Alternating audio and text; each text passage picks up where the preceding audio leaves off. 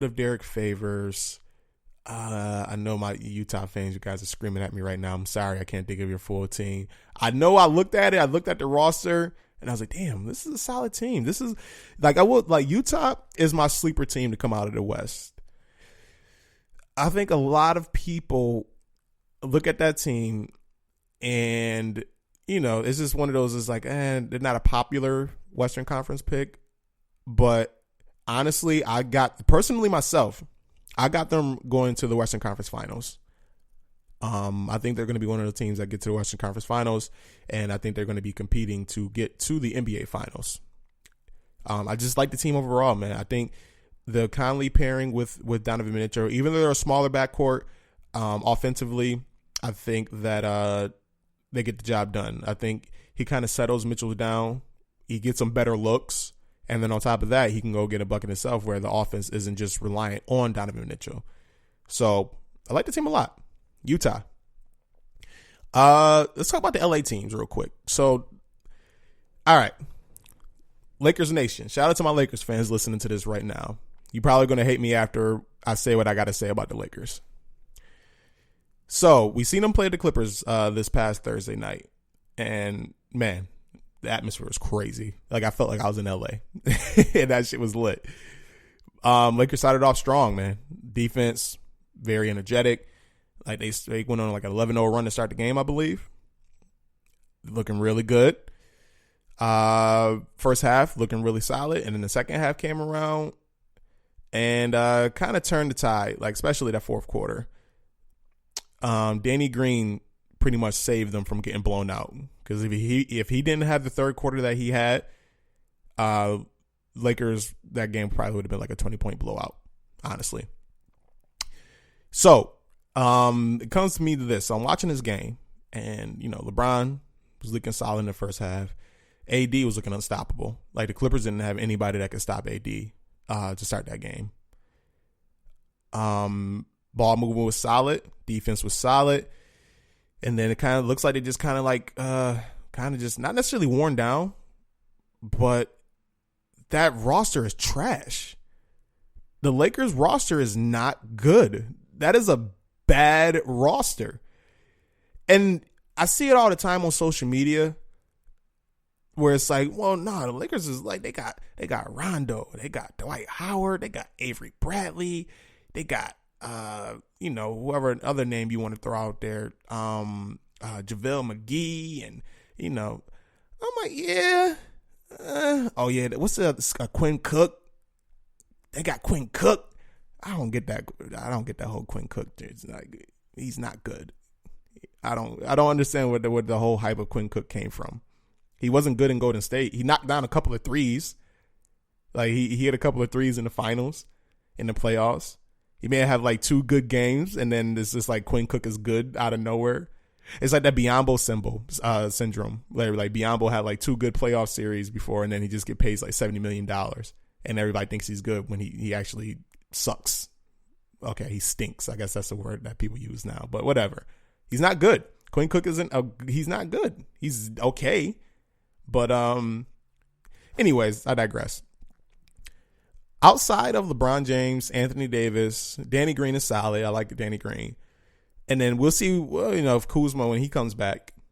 But outside of those, man, like, team is not good. Like, so it comes to the point where the Lakers are going to have to keep one of LeBron James or Anthony Davis on the court at all times for them to be able to compete against these elite teams. Otherwise, man, they're done. When you got to rely on your bench, that Lakers bench is ass. Like, they started Avery Bradley. Like, okay, all those names I just mentioned, Dwight Howard, Avery Bradley, Quinn Cook, or not even Quinn Cook, Rajon Rondo. If you were saying that was his team 5 years ago, 6 years ago, then you got a point. Then it's like, shit, okay, yeah, that Lakers team is legit. Like, no, this is 2019 going to 2020. Those dudes is washed. Dwight Howard is washed. The dude was getting, like, he was having a foul like every other play. He had one decent block.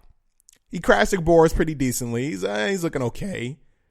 The dude is done. Dwight Howard is over. His career is done. He's not good no more. JaVale McGee is way better. And JaVale McGee's not all that great. Man, he's done. Avery Bradley is still a decent defender. He's not no Pat Bev. He's not no Pat Bev type player where he can go and he's giving everybody trouble. And on top of that, offensively, he's not giving them nothing. Caldwell Pope. They're relying on Caldwell Pope. That man played 28 minutes, had no points. I don't think he had no assists. Well, maybe like one rebound. It was some type of crazy stat line. He was shit. And they had him guarding Kawhi Leonard. They had my man guarding Kawhi. Like I'm like, oh no. And Kawhi's giving him work. This Lakers team is not good, man. It's LeBron James and Anthony Davis obviously is going to mask a lot of faults. And as great as LeBron James is, he can only do so much. The man is 35 years old, about to be 36, or 34 years old, about to be 35, whatever it is. I know his birthday's coming up and he's old. The man has played 17 years in the league. He's old, man. He can't do, like, my LeBron fans, I love y'all. But y'all got to understand this, man. Father Time is undefeated. Okay. As great as LeBron James has been over his career, and if you listen to this show before, you know how I feel about LeBron. He's the greatest basketball player. Excuse me. He's the best basketball player of all time. If you want to amount greatness to championships and postseason success and everything like that, okay, fine. You can pick Jordan as the greatest. You can pick Kareem as the greatest, whoever you want to put up there. But in terms of playing the game of basketball, I don't think there's been anybody ever to do it better than LeBron James. He's the best basketball player of all time, in my opinion. But LeBron James is on the tail end of his career. He's on the come down. His peak has been happening. He's been coming down the hill. He's not getting no better. He's going to keep getting worse. And I'm not saying that he's bad, obviously, but the trajectory is going down. It's time to have this conversation where we got to stop with the narrative that LeBron James is the best basketball player still in his league. He's not. Plain and simple. He's not the best basketball player in the league no more.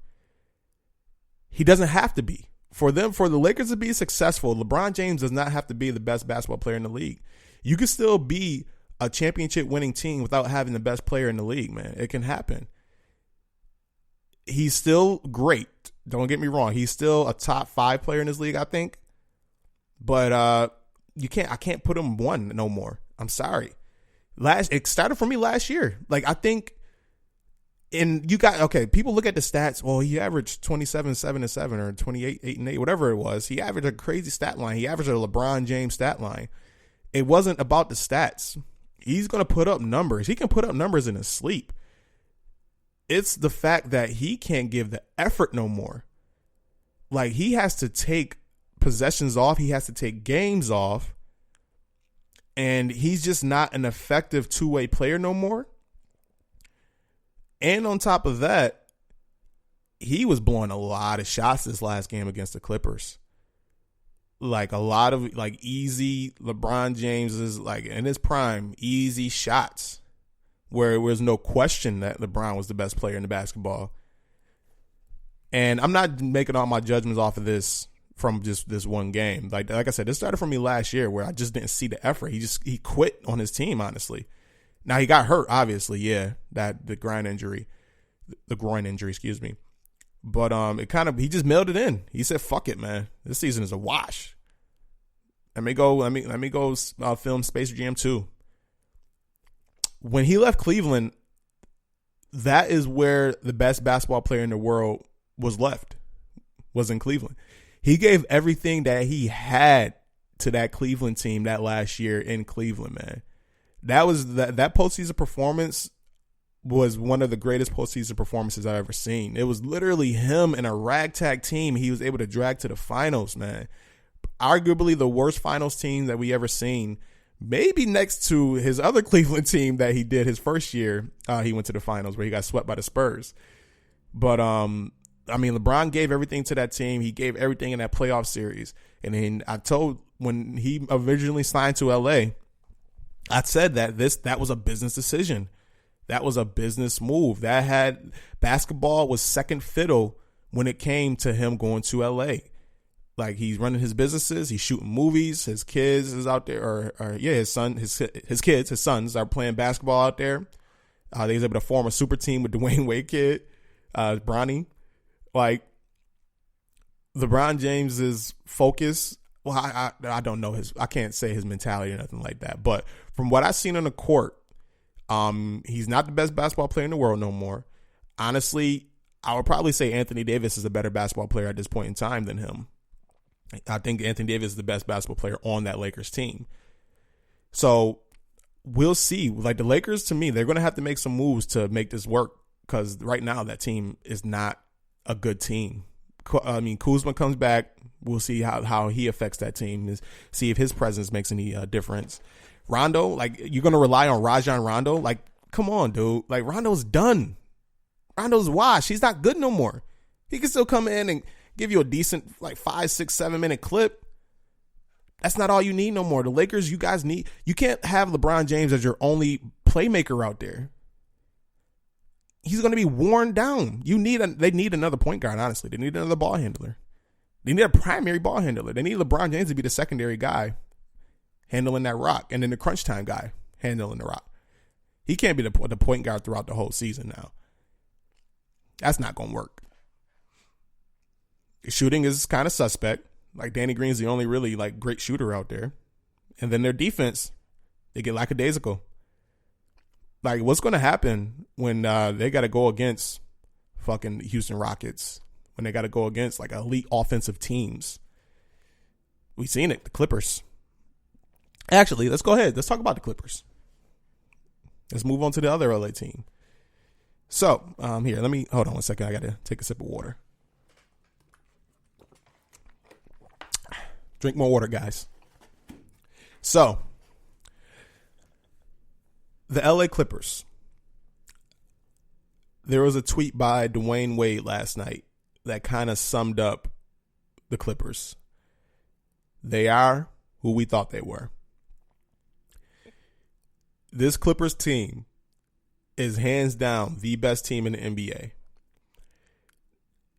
Last season, they was a 48-49 win team. They was able to take Golden State to 6 without no clear-cut superstar on the team. Like, you know what I'm saying? They beat Golden State twice in Golden State in the playoffs last year. And, you know, they lost the series 4-2, of course. But nonetheless. So now you take that team. All the core pieces are still intact for the most part. Pat Bev, Lou Will, Montrezl Harrell, Victor Zubac. And then you add Landry Shamet. Shout out to Shamet. Fuck, I miss Shamet on my team. Shout out to Landry. Landry Shamet. But then you go and you add the player I think is the best player in the league right now in Kawhi Leonard. And on top of that, you add a Paul George, who is a top 10 player in this league. And on top of that, you got one of the best head coaches in the league right now in Doc Rivers. And on top of that, the fucking owner, Steve Ballmer of the team, pockets run deep, is spending that money. Doesn't give a damn about no luxury tax. I'm going to spend that money. I'm going to put the team on the court that can win, that money can buy. He's going to buy this team.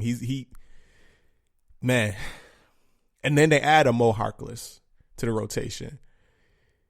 Dude, this Clippers team is fucking ill. I'm watching them. We watch them play the Lakers, and it's just like, man, they just come at you in waves.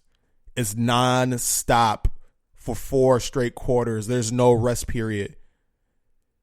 Their starting lineup comes at you. And then they have the best bench in the game. Their bench is their bench Lou Williams, man, he's just unfair. He coming off the bench, you got a 20-point score.